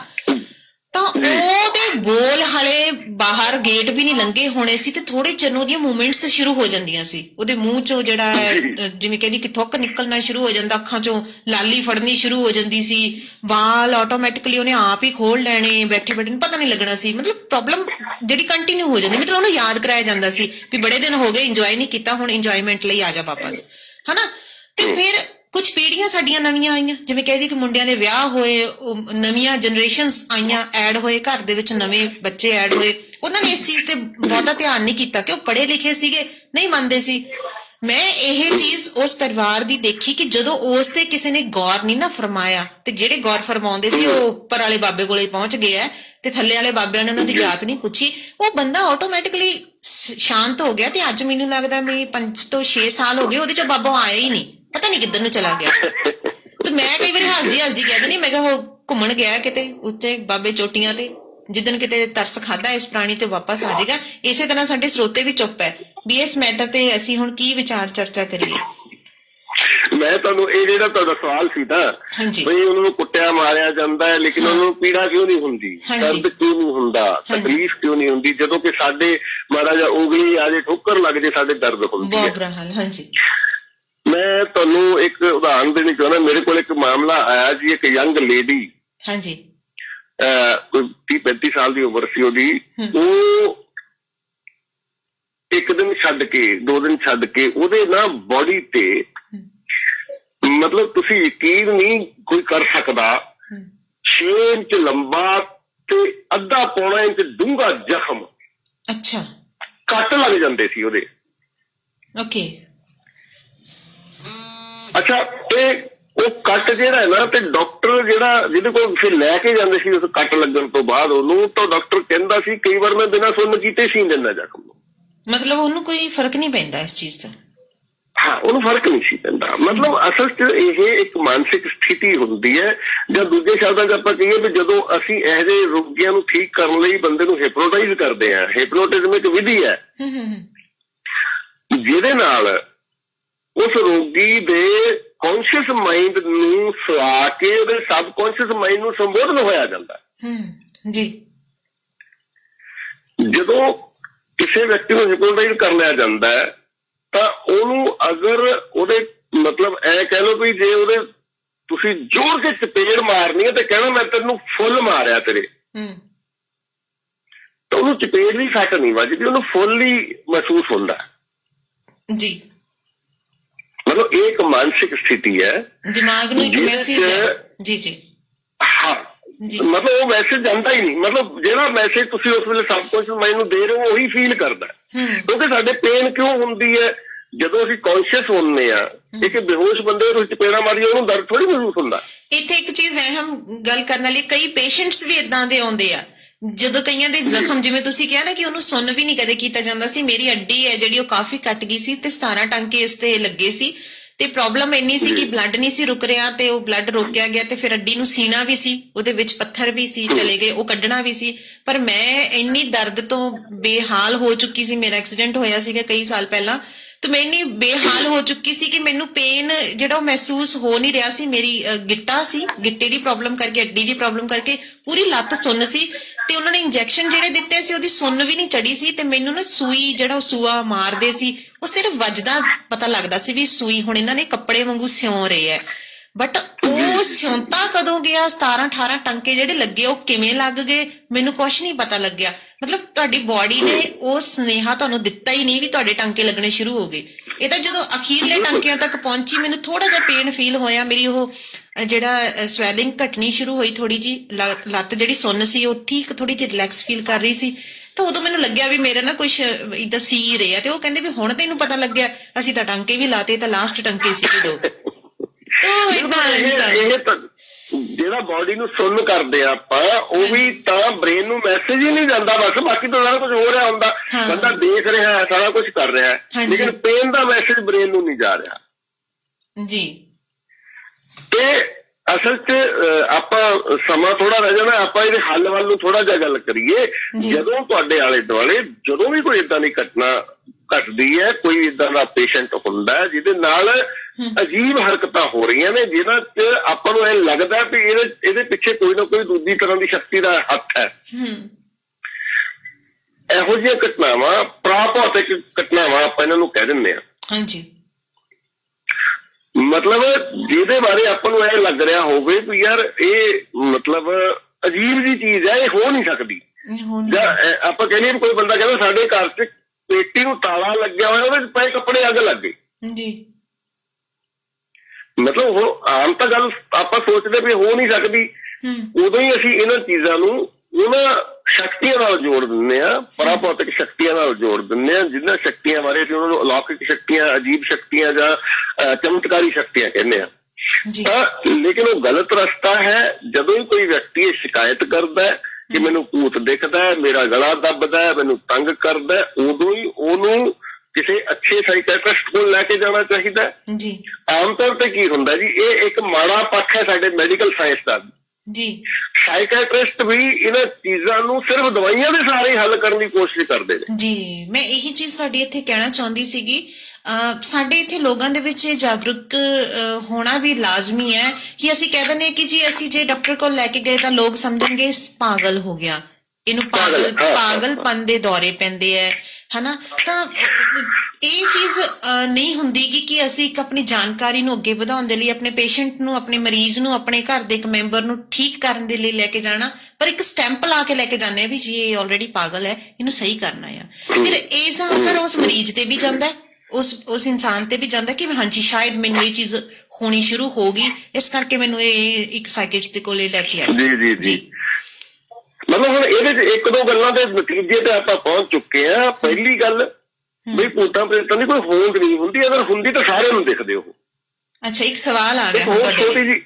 ਹਾਂਜੀ ਹਾਂਜੀ, ਹੁਣ ਜਾਗੇ ਆ ਜੀ ਥੋੜੇ ਜੇ। ਪਹਿਲਾਂ ਤਾਂ ਮੈਨੂੰ ਕਈਆਂ ਦੇ ਮੈਸੇਜ ਆਏ ਸੀ ਕਿ ਬਹੁਤ ਅਹਿਮ ਜਾਣਕਾਰੀ ਹੈ, ਆਸਟ੍ਰੇਲੀਆ ਵਾਲੇ ਪ੍ਰੇਮ ਸਿੰਘ ਜੀ ਸੁਣ ਰਹੇ ਆ ਕਿ ਵਧੀਆ ਜਾਣਕਾਰੀ ਅਸੀਂ ਸੁਣ ਰਹੇ ਹਾਂ, ਤਕਰੀਬਨ ਸਾਰੇ ਸੁਣ ਰਹੇ ਆ ਇਸ ਚੀਜ਼ ਨੂੰ, ਕਿਉਂਕਿ ਡਾਕਟਰ ਸਾਹਿਬ ਆਪਾਂ ਇਸ ਮਸਲੇ ਤੇ ਖੁੱਲ ਕੇ ਗੱਲ ਕਰ ਰਹੇ ਹਾਂ। ਇਹ ਬਹੁਤ ਵੱਡੀ ਚੀਜ਼ ਹੈ, ਕਿਉਂਕਿ ਨਹੀਂ ਤਾਂ ਕਈ ਡਰਾ ਦਿੰਦੇ ਆ ਕਿ ਨਹੀਂ ਜੀ ਇਹ ਚੀਜ਼ਾਂ ਨੂੰ ਨਹੀਂ ਬਾਲਾ ਦੇਖੀਦਾ, ਫਿਰ ਭੂਤਾਂ ਤੁਹਾਡੇ ਮਗਰ ਲੱਗ ਜਾਂਦੀਆਂ ਨੇ। ਮੇਰਾ ਘਰ ਨਾ ਜਿਸ ਰੋਡ ਤੇ ਹੈਗਾ ਉੱਥੇ ਚੁਰਸਤੇ ਪੈਂਦੇ ਆ ਜੀ, 2 ਤੋਂ 3 ਚੁਰਸਤੇ ਪੈਂਦੇ ਆ, ਤੇ ਸਵੇਰੇ ਬਸ ਇੱਕ ਇਹ ਹੁੰਦਾ ਡਾਕਟਰ ਸਾਹਿਬ ਮੇਰੇ ਕੋਲ ਟਾਈਮ ਭੋਰਾ ਨਹੀਂ ਹੁੰਦਾ, ਸਮਾਨ ਬੜਾ ਸੋਹਣਾ ਪਿਆ ਹੁੰਦਾ ਉੱਥੇ, ਮੇਰੇ ਕੋਲ ਟਾਈਮ ਨਹੀਂ ਹੁੰਦਾ ਵੀ ਜੇ ਮੈਂ ਉਹ ਚੁਗਣ ਲੱਗ ਗਈ ਨਾ, ਪਤਾ ਹੈ ਗਲੀ ਵਾਲਿਆਂ ਨੂੰ ਵੀ ਇਹੋ ਜਿਹੇ ਕਵੱਲੇ ਕੰਮ ਕਰ ਸਕਦੀ ਹੈ, ਤੇ ਵੀ ਜੇ ਮੈਂ ਚੁਗਣ ਲੱਗ ਗਈ ਉਹ ਬੌਕਰ ਚੱਕ ਕੇ ਝਾੜੂ ਚੱਕ ਕੇ ਆਪਦੇ ਘਰੇ ਰੱਖਣ ਤੁਰ ਗਈ, ਤੇ ਵੀ ਮੈਂ ਇੱਥੇ ਰੇਡੀਓ ਤੋਂ ਲੇਟ ਹੋ ਜੂ। ਸਮਾਨ ਸੱਚੀ ਤੁਸੀਂ ਮੰਨ ਕੇ ਰੱਖੋ, ਰਹੇ ਰੱਬ ਦਾ ਨਾਂ, ਇੰਨੇ ਸੋਹਣੇ ਸੋਹਣੇ ਤਾਂ ਉੱਥੇ ਥਾਣ ਪਿਆ ਹੁੰਦਾ ਕੱਪੜੇ ਦਾ, ਚਿੱਟਾ ਕੁੜਤਾ ਪਜਾਮਾ ਬਣਦੇ ਜਵਾਕ ਦਾ, ਠੀਕ ਹੈ। ਤੇ ਇੱਧਰ ਇੱਕ ਸਾਡੇ ਸਰੋਤੇ ਵੀ ਕਹਿ ਰਹੇ ਆ ਜੀ ਇਹਨਾਂ ਨੂੰ ਬੜਾ ਡਰਾਇਆ ਸੀ ਆਲੇ ਦੁਆਲੇ ਵਾਲਿਆਂ ਨੇ, ਖਾਸ ਇਹਨਾਂ ਵਿੱਚ ਮੈਂਸ਼ਨ ਕੀਤਾ ਕਿ ਜਿਹੜੇ ਪੜ੍ਹੇ ਲਿਖੇ ਲੋਕ ਨੇ ਉਹਨਾਂ ਨੇ ਬੜਾ ਡਰਾਇਆ ਸੀ। ਇਹ ਸਾਡੇ ਬਲਰਾਜ ਬਾਈ ਜੀ ਨੇ, ਤੇ ਇਹ ਕਹਿੰਦੇ ਕਿ ਮੈਂ ਆਪਣਾ ਘਰ ਹੈ ਨਾ ਜਿਹੜਾ ਸ਼ਮਸ਼ਾਨ ਘਾਟ ਦੇ ਬਿਲਕੁਲ ਨੇੜੇ ਬਣਾਇਆ, ਠੀਕ ਹੈ। ਸੋ ਪੜ੍ਹੇ ਲਿਖੇ ਜਿਹੜੇ ਲੋਕ ਸੀ ਆਲੇ ਦੁਆਲੇ ਦੇ, ਉਹਨਾਂ ਨੇ ਬੜਾ ਇਹਨਾਂ ਨੂੰ ਡਰਾਇਆ ਸੀਗਾ, ਪਰ ਕਹਿੰਦੇ ਮੈਂ ਨਾ ਮੇਰਾ ਪਰਿਵਾਰ ਇਸ ਚੀਜ਼ ਤੋਂ ਡਰਿਆ ਨਹੀਂ, ਤੇ ਅਸੀਂ ਸੁਖੀ ਸੁਖੀ ਵਸ ਰਹੇ ਹਾਂ। ਸੋ ਇਹ ਵੀ ਇੱਕ ਹੈ, ਨਹੀਂ ਤਾਂ ਸਾਡੇ ਤਾਂ ਕਹਿ ਦਿੰਦੇ ਵੀ ਅੱਜ ਹੁਣ ਉੱਥੇ ਲਾਂਬੂ ਲੱਗਿਆਗਾ ਤੇ ਆਥਣੇ ਭੂਤ ਪਹਿਲੀ ਰੋਟੀ ਆਲੇ ਦੁਆਲੇ ਵਾਲਿਆਂ ਦੇ ਖਾ ਕੇ ਆਉਂਦੀ ਹੈਗੀ, ਤੇ ਬਾਬਾ ਡਰੇ ਨਹੀਂ ਹੈਗੇ ਇਹ। ਹਾਂਜੀ ਚਲੋ ਜੀ। ਤਾਂ ਮਤਲਬ ਆਪਾਂ ਅਗਰ ਇਲਾਜ ਦੀ ਗੱਲ ਕਰਦੇ ਆ ਤਾਂ ਸਾਈਕੋਲੋਜੀਕਲੀ ਇਹਨਾਂ ਚੀਜ਼ਾਂ ਨੂੰ ਹੱਲ ਕੀਤਾ ਜਾ ਸਕਦਾ। ਅਸੀਂ ਹਜ਼ਾਰਾਂ ਹੀ ਉਹ ਲੋਕ ਜਿਨ੍ਹਾਂ ਨੂੰ ਭੂਤ ਦਿਖਦੇ ਸੀ ਉਹਨਾਂ ਨੂੰ ਠੀਕ ਕੀਤਾ, ਉਹਨਾਂ ਦੇ ਦਿਮਾਗ ਤੋਂ ਇਹ ਚੀਜ਼ ਨੂੰ ਕੱਢਿਆ। ਅਸਲ 'ਚ ਕੀ ਹੁੰਦਾ ਵੀ ਮਤਲਬ ਉਹਦੇ ਸਬਕੌਂਸ਼ੀਅਸ ਮਾਈਂਡ ਦੇ ਵਿੱਚ ਜਿਹੜੀ ਗੱਲ ਫਸੀ ਹੋਈ ਹੈ ਉਹਨੂੰ ਕੱਢਣ ਦਾ ਹੀ ਮਾਮਲਾ ਹੁੰਦਾ ਜੀ। ਠੀਕ ਹੋ ਜਾਂਦੇ ਨੇ, 100% ਠੀਕ ਹੁੰਦੇ ਨੇ ਉਹ ਲੋਕ ਜੀ। ਉਹੀ ਬੰਦਾ ਜਿਹੜਾ ਮਤਲਬ ਸਾਡੇ ਜਾਣ ਤੇ ਤੜਪ ਰਿਹਾ ਹੁੰਦਾ, ਬਹੁਤ ਬੁਰੀ ਹਾਲਤ ਹੁੰਦੀ ਹੈ, ਸਾਰਾ ਟੱਬਰ ਵਿਚਾਰਾ ਕੋਈ ਉਹਦੀਆਂ ਬਾਹਾਂ ਫੜੀ ਬੈਠਾ, ਕੋਈ ਲੱਤਾਂ ਫੜੀ ਬੈਠਾ, ਉਹਨੂੰ ਫੜਨ ਦੀ ਕੋਸ਼ਿਸ਼ ਕਰ ਰਿਹਾ, ਅੱਧੇ ਘੰਟੇ ਬਾਅਦ ਉਹੀ ਬੰਦਾ ਉਹੀ ਅਗਰ ਉਹ ਕੁੜੀ ਹੈ ਤਾਂ ਜਾ ਕੇ ਚਾਹ ਬਣਾ ਕੇ ਲਿਆ ਕੇ ਸਾਨੂੰ ਪਿਆਰ ਹੀ ਹੁੰਦੀ ਹੈ। ਮਤਲਬ ਇੰਨਾ ਕੀ ਕੰਮ ਹੁੰਦਾ, ਰਿਲੈਕਸ ਹੋ ਜਾਂਦਾ ਉਹਦਾ ਮਾਈਂਡ ਜੀ।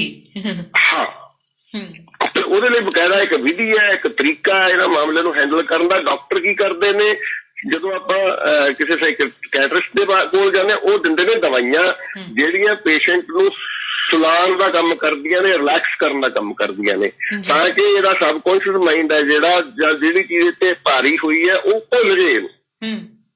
ਉਹ ਲਗਾਤਾਰ ਹਫ਼ਤਾ 10 ਦਿਨ ਸੁੱਤਾ ਰਹਿੰਦਾ ਬੰਦਾ, ਨੀਂਦ ਆਈ ਰਹਿੰਦੀ ਹਰ ਵੇਲੇ ਉਹਨੂੰ, ਤੇ ਉਹ ਹੌਲੀ ਹੌਲੀ ਹੌਲੀ ਹੌਲੀ ਉਸ ਚੀਜ਼ ਚੋਂ ਬਾਹਰ ਨਿਕਲ ਜਾਂਦਾ। ਕੁਛ ਲੋਕ ਦਵਾਈਆਂ ਨਾਲ ਠੀਕ ਹੋ ਜਾਂਦੇ ਨੇ ਜੀ, ਲੇਕਿਨ ਜਦੋਂ ਤੱਕ ਤੁਸੀਂ ਉਹ ਮਾਹੌਲ ਨਹੀਂ ਚੇਂਜ ਕਰਦੇ, ਮੰਨ ਲਓ ਬੰਦਾ ਠੀਕ ਹੋ ਕੇ ਆ ਗਿਆ, ਘਰ ਦੇ ਵਿੱਚ ਫਿਰ ਭੂਤਾਂ ਦੀਆਂ ਗੱਲਾਂ ਚੱਲ ਰਹੀਆਂ ਨੇ,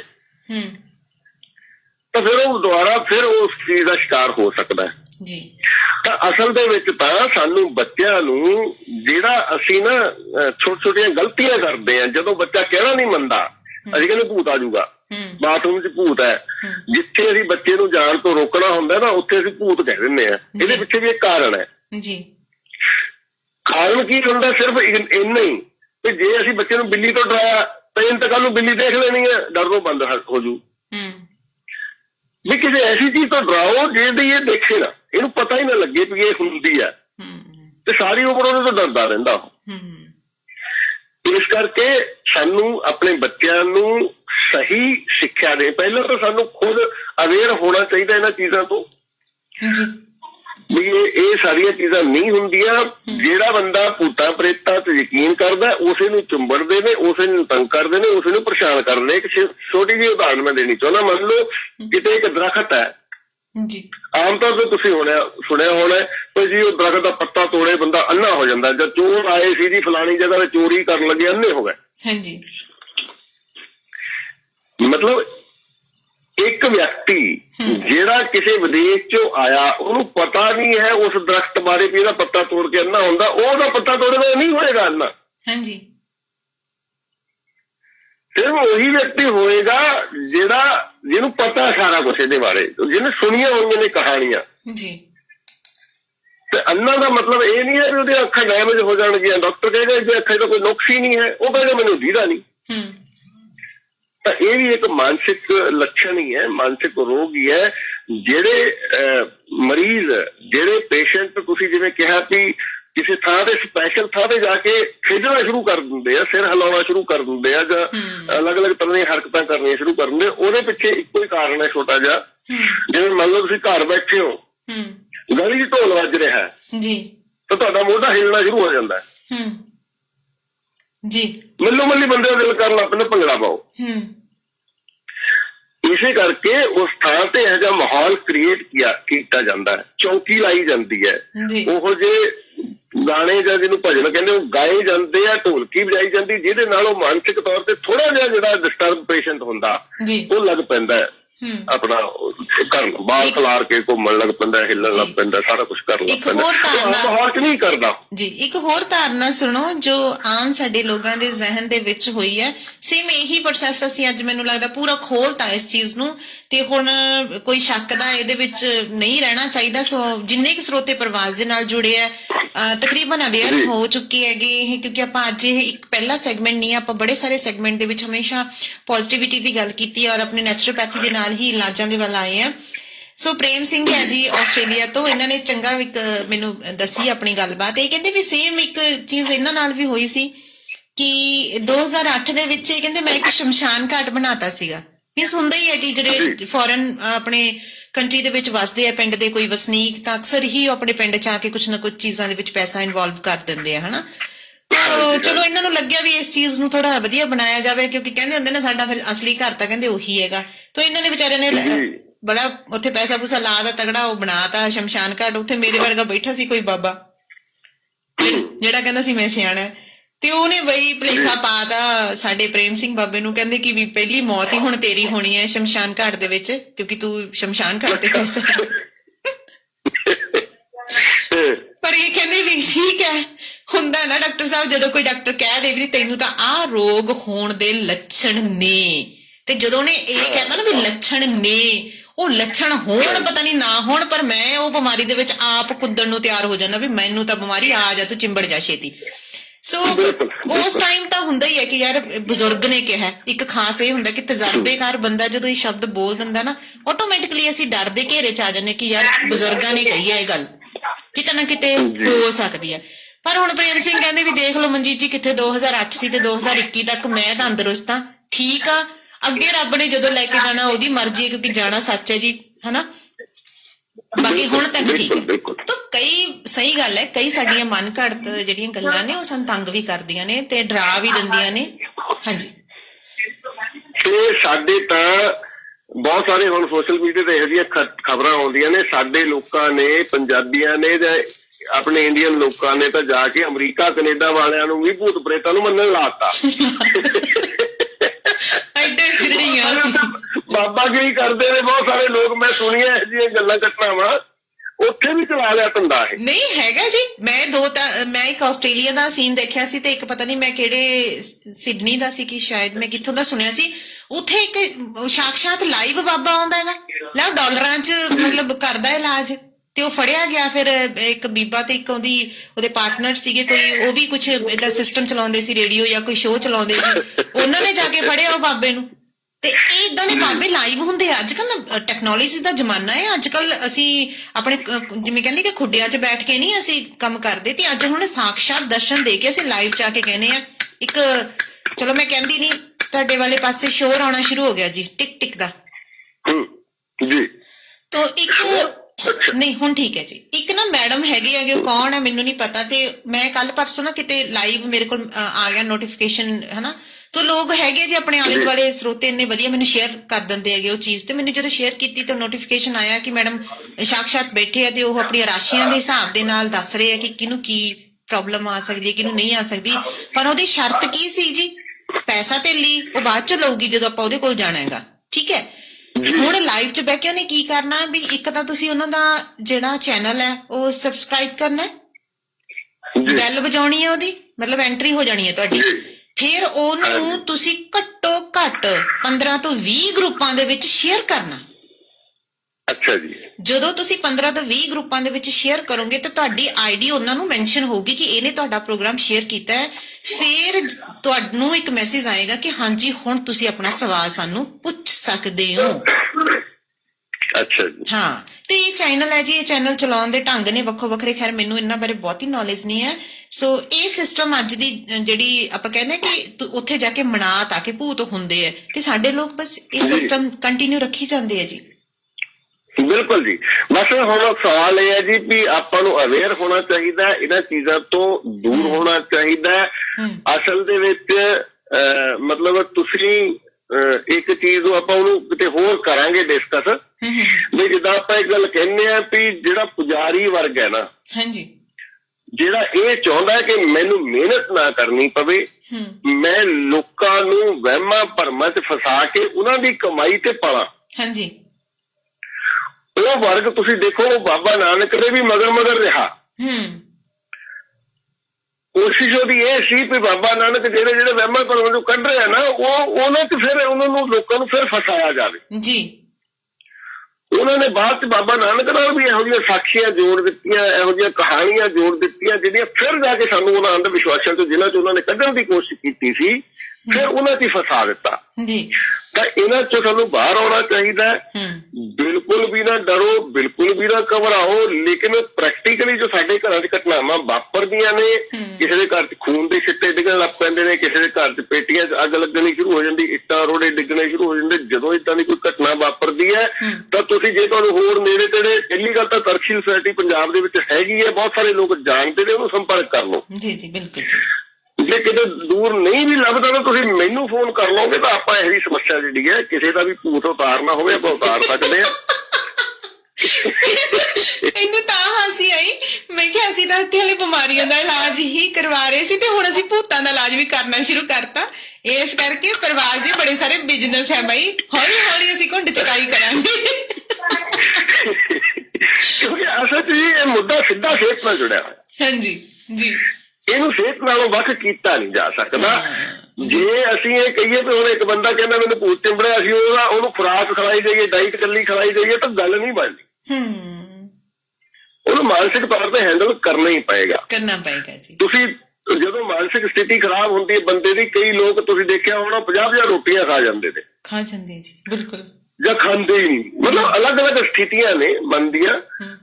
ਉਹਦੇ ਚ ਜਦੋਂ ਉਹਦਾ ਸ਼ਿਕਾਰ ਹੋ ਜਾਂਦਾ ਬੰਦਾ, ਤਾਂ ਉਹਨੂੰ ਬਹੁਤ ਸਾਰੇ ਐਸੇ ਡਿਸਆਰਡਰ ਜਿਹੜੇ ਨੇ, ਆਪਾਂ ਇਹਨੂੰ ਡਿਸਆਰਡਰ ਹੀ ਕਹਾਂਗੇ, ਤੇ ਉਹਦੇ ਕਰਕੇ ਬੰਦਾ ਇਸ ਦੀਆਂ ਹਰਕਤਾਂ ਕਰਦਾ ਹੈ। ਕੋਈ ਵੀ ਕਿਸੇ ਵੀ ਤਰ੍ਹਾਂ ਦਾ ਕਿੰਨਾ ਵੀ ਖਤਰਨਾਕ ਭੂਤ, ਆਮ ਤੌਰ ਤੇ ਪਤਾ ਕੀ ਹੁੰਦਾ ਸੀ ਜੀ, ਵੀ ਇੱਟਾਂ ਰੋੜੇ ਵੱਜਦੇ ਆ, ਬਾਬਾ ਆਇਆ, ਉਹ ਬਾਬੇ ਦੇ ਸਿਰ 'ਚ ਇੱਟ ਵੱਜ ਗਈ, ਬਾਬਾ ਭੱਜ ਗਿਆ, ਇਹ ਕਹਿ ਕੇ ਵੀ ਭੂਤ ਬੜਾ ਸਖਤ ਹੈ ਜੀ, ਹਨਾ। ਤੇ ਅਸੀਂ ਜਦੋਂ ਉੱਥੇ ਜਾਂਦੇ ਸੀ, ਅੱਧੇ ਘੰਟੇ 'ਚ ਹੀ ਉਹ ਇੱਟਾਂ ਮਰੋੜੇ ਵੱਜਣੇ ਬੰਦ ਹੋ ਜਾਂਦੇ ਸੀ। ਸਵਾਲ ਕੀ ਹੈ ਵੀ ਸਾਨੂੰ ਇਹ ਪਤਾ ਹੈ ਵਿਗਿਆਨ ਕੀ ਕਹਿੰਦਾ ਹੈ ਵੀ ਇਹ ਕਰੋੜਾ ਜ਼ਮੀਨ ਤੋਂ ਚੱਕ ਕੇ ਜੇ ਸੁੱਟਣਾ ਹੈ ਤਾਂ ਉਹਦੇ ਲਈ ਇੱਕ ਫੋਰਸ ਚਾਹੀਦੀ ਹੈ। ਬਿਨਾਂ ਫੋਰਸ ਤੋਂ ਕਿਵੇਂ ਉਹ ਚੀਜ਼ ਚੱਕ ਕੇ ਕੋਈ ਵੱਜ ਸਕਦੀ ਹੈ? ਜੇ ਅੱਗ ਲਾਉਣੀ ਹੈ ਤਾਂ ਉਹਦੇ ਲਈ ਵੀ ਇੱਕ ਫੋਰਸ ਚਾਹੀਦੀ ਹੈ, ਅੱਗ ਲਾਉਣ ਵਾਲਾ ਮਟੀਰੀਅਲ ਚਾਹੀਦਾ ਜੀ। ਪੇਟੀ ਨੂੰ ਤਾਲਾ ਲੱਗਿਆ ਹੋਇਆ, ਇੱਦਾਂ ਕਿੱਦਾਂ ਵਿੱਚ ਅੱਗ ਲੱਗ ਗਈ ਜੀ? ਸੱਚਿਓ ਕਿਸੇ ਨੇ ਤਾਲਾ ਖੋਲਿਆ ਹੋਏਗਾ, ਉਹ ਤੋਂ ਬਾਅਦ ਅੱਗ ਲਾਈ ਹੈ, ਫਿਰ ਤਾਲਾ ਬੰਦ ਕਰਕੇ ਫਿਰ ਰੌਲਾ ਪਾਤਾ ਵੀ ਅੱਗ ਲੱਗੀ ਜੀ। ਮਤਲਬ ਹਮੇਸ਼ਾ ਇਹ ਸਾਰੀਆਂ ਘਟਨਾਵਾਂ ਜਿਹੜੀਆਂ ਘਟਦੀਆਂ ਨੇ, ਇਹਨਾਂ ਦੇ ਪਿੱਛੇ ਕੋਈ ਨਾ ਕੋਈ ਮਨੁੱਖੀ ਹੱਥ ਹੁੰਦਾ। ਅਸੀਂ ਜਿੰਨੀਆਂ ਵੀ ਘਟਨਾਵਾਂ ਜਿਹੜੀਆਂ ਹੱਲ ਕੀਤੀਆਂ ਨੇ, ਉਹਨਾਂ ਦੇ ਪਿੱਛੇ ਹਮੇਸ਼ਾ ਕੋਈ ਨਾ ਕੋਈ ਬੰਦਾ ਹੀ ਹੁੰਦਾ। ਕੋਈ ਭੂਤ ਪ੍ਰੇਤ ਨਹੀਂ ਹੁੰਦਾ, ਕੋਈ ਇਹੋ ਜਿਹੀ ਸ਼ਕਤੀ ਨਹੀਂ ਹੁੰਦੀ, ਹੋ ਹੀ ਨਹੀਂ ਸਕਦੀ। ਇਹ ਕਨਫਰਮ ਹੋ ਗਿਆ ਕਿ ਅਗਰ ਕੋਈ ਵੀ ਪ੍ਰਵਾਸ ਤੇ ਇਦਾਂ ਦਾ ਮੈਟਰ ਆਉਂਦਾ, ਤੁਸੀਂ ਇਹ ਵੀ ਇੱਕ ਦਿਮਾਗੀ ਇਸ ਨੂੰ ਸੋਚ ਰੱਖਦੇ ਹੋਏ ਤੁਸੀਂ ਡਾਕਟਰ ਤੇਜਪਾਲ ਸਰ ਹੋਰਾਂ ਨਾਲ ਖੁੱਲ ਕੇ ਗੱਲ ਕਰ ਸਕਦੇ ਹੋ, ਕਿਉਂਕਿ ਇੱਕ ਮੰਚ ਹੈ, ਮੰਚ ਤੇ ਹੁਣ ਇੱਥੇ ਆ ਕੇ ਤੁਸੀਂ ਬੋਲੋਗੇ, ਇੱਥੇ ਆ ਕੇ ਪੁੱਛੋਗੇ, ਥੋੜਾ ਤੁਹਾਨੂੰ ਵੀ ਔਕਵਰਡ ਫੀਲ ਹੋਊਗਾ, ਔਰ ਤੁਹਾਨੂੰ ਇਹ ਵੀ ਲੱਗੂਗਾ ਕਿ ਬਾਕੀ ਸਾਰੇ ਮੇਰੇ ਬਾਰੇ ਕੀ ਸੋਚਣਗੇ। ਇਹ ਇੱਕ ਅਹਿਮ ਸਾਡੇ ਕੜਛੀ ਸਾਡੇ ਦਿਮਾਗਾਂ 'ਚ ਰਹਿੰਦੀ ਹੈ ਵੀ ਲੋਕ ਕੀ ਸੋਚਣਗੇ ਜਾਂ ਲੋਕ ਕੀ ਕਹਿਣਗੇ। ਤਾਂ ਇਸ ਕਰਕੇ ਡਾਕਟਰ ਸਾਹਿਬ ਤੁਹਾਡੇ ਜਿਹੜੇ ਕਾਲਿੰਗ ਲਾਈਨ ਹੈ ਉਹ 55ਵਾਂ ਮਿੰਟ ਹੈ ਜਿਹੜਾ ਸ਼ੁਰੂ ਹੋ ਚੁੱਕਿਆ। ਸੋ ਬਸ ਇਹ ਆਪਾਂ ਇਹਨੂੰ ਸਮਾਪਤ ਕਰ ਦੇਣਾ। ਮੈਂ ਤੁਹਾਨੂੰ ਯਾਦ ਕਰਾ ਦੇਣਾ ਚਾਹੁੰਦਾ ਜੀ ਕਿ ਅਸਲ 'ਚ ਸਿਹਤ ਨੂੰ ਲੈ ਕੇ ਜਿਹੜਾ ਸਾਡਾ ਤਰੀਕਾ ਹੈ, ਇਲਾਜ ਵਿਧੀ ਹੈ ਸਾਡੀ, ਉਹ ਹੈ ਬਿਨਾਂ ਦਵਾਈਆਂ ਤੋਂ। ਹਾਂਜੀ ਬਿਲਕੁਲ। ਜਿਹੜੇ ਕੋਈ ਨਵੇਂ ਸਰੋਤੇ ਸੁਣ ਰਹੇ ਉਹਨਾਂ ਨੂੰ ਵੀ ਧਿਆਨ 'ਚ ਰੱਖਣਾ ਚਾਹੀਦਾ ਕਿ ਮਨੁੱਖੀ ਸਰੀਰ ਨੂੰ ਤੰਦਰੁਸਤ ਕਰਨ ਲਈ ਇੱਕ ਵੀ ਦਵਾਈ ਦੀ ਜ਼ਰੂਰਤ ਨਹੀਂ ਹੈ। ਬਿਨਾਂ ਦਵਾਈਆਂ ਤੋਂ ਇਹ ਤੰਦਰੁਸਤ ਰਹਿ ਸਕਦਾ। ਇੱਕ ਲੰਬਾ ਜੀਵਨ, ਪੂਰਾ ਜੀਵਨ ਜਿੰਨਾ ਕੁਦਰਤ ਨੇ ਸਾਡਾ ਤੈਅ ਕੀਤਾ ਜੀਵਨ, ਉਹ ਅਸੀਂ ਜੀ ਸਕਦੇ ਬਿਨਾਂ ਇੱਕ ਵੀ ਦਵਾ ਖਾਏ। ਲੇਕਿਨ ਇਹਨੂੰ ਸਿੱਖਣਾ ਪਏਗਾ, ਇਹਨੂੰ ਸਮਝਣਾ ਪਏਗਾ ਕਿ ਕਿਵੇਂ, ਕਿਸ ਤਰ੍ਹਾਂ ਦਾ ਲਾਈਫ ਸਟਾਈਲ ਹੈ ਜਿਹੜਾ ਅਸੀਂ ਅਪਣਾ ਕੇ। ਇਹਦੇ ਲਈ ਮੇਰਾ ਲਾਈਫ ਸਟਾਈਲ ਐਜੂਕੇਟਰ ਦਾ ਕੋਰਸ ਹੈ, ਇੱਕ ਸਪੈਸ਼ਲ ਟ੍ਰੇਨਿੰਗ ਹੈ। 1 ਮਹੀਨੇ ਦੇ ਅੰਦਰ ਪੂਰੀ ਤੁਹਾਨੂੰ ਇਹ ਜਾਣਕਾਰੀ ਦੇ ਦਿੱਤੀ ਜਾਂਦੀ ਹੈ, ਇਲਾਜ ਵਿਧੀ ਸਿਖਾ ਦਿੱਤੀ ਜਾਂਦੀ ਹੈ, ਜਿਹਦੇ ਨਾਲ ਨਜ਼ਲੇ ਜ਼ੁਕਾਮ ਤੋਂ ਲੈ ਕੇ ਕੈਂਸਰ ਤੱਕ ਦਾ ਇਲਾਜ ਤੁਸੀਂ ਘਰੇ ਹੀ ਕਰ ਸਕਦੇ ਹੋ ਬਿਨਾਂ ਇੱਕ ਵੀ ਦਵਾ ਖਾਏ। ਤਾਂ ਉਹਦੇ ਲਈ ਤੁਸੀਂ ਮੈਨੂੰ ਸੰਪਰਕ ਕਰ ਸਕਦੇ ਹੋ। ਮੇਰਾ ਮੋਬਾਈਲ ਨੰਬਰ ਹੈ 9256213157 9252135157।